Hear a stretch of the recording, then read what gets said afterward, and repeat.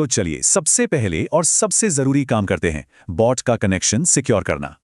देखिए, सिक्योरिटी से कोई समझौता नहीं हो सकता। ये तो सीधे सीधे ट्रेडिंग खाते की तिजोरी की चाबी है। तो सवाल यह है कि एक्सचेंज तक एक सेफ रास्ता, एक ब्रिज कैसे बनाया जाए। चलिए देखते हैं।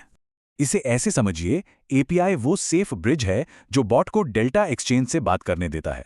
तो सबसे पहला और सबसे जरूरी काम है अपने क्रेडेंशियल्स को बाइंड करना। ये प्रोसेस बहुत आसान है, बस इन स्टेप्स को बिल्कुल ऐसे ही फॉलो करना है।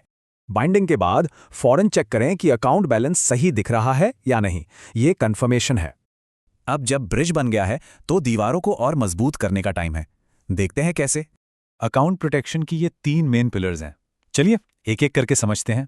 सबसे पहले बात करते हैं वाउचर की। ये सिस्टम में घुसने का मेन दरवाजा है।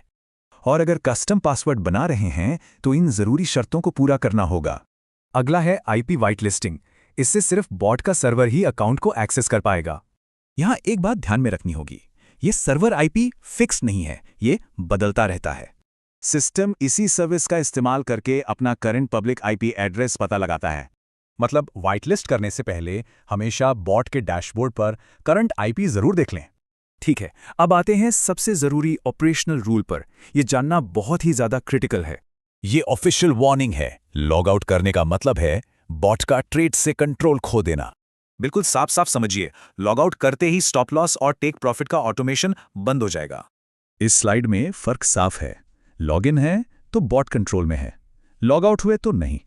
तो इन स्टेप्स के बाद इंफ्रास्ट्रक्चर अब पूरी तरह सुरक्षित है और सिमुलेशन के लिए तैयार है। कनेक्शन तो सिक्योर हो गया, पर अब असली सवाल यह है कि क्या यह स्ट्रैटेजी बिना पैसा लगाए टेस्ट करने के लिए तैयार है।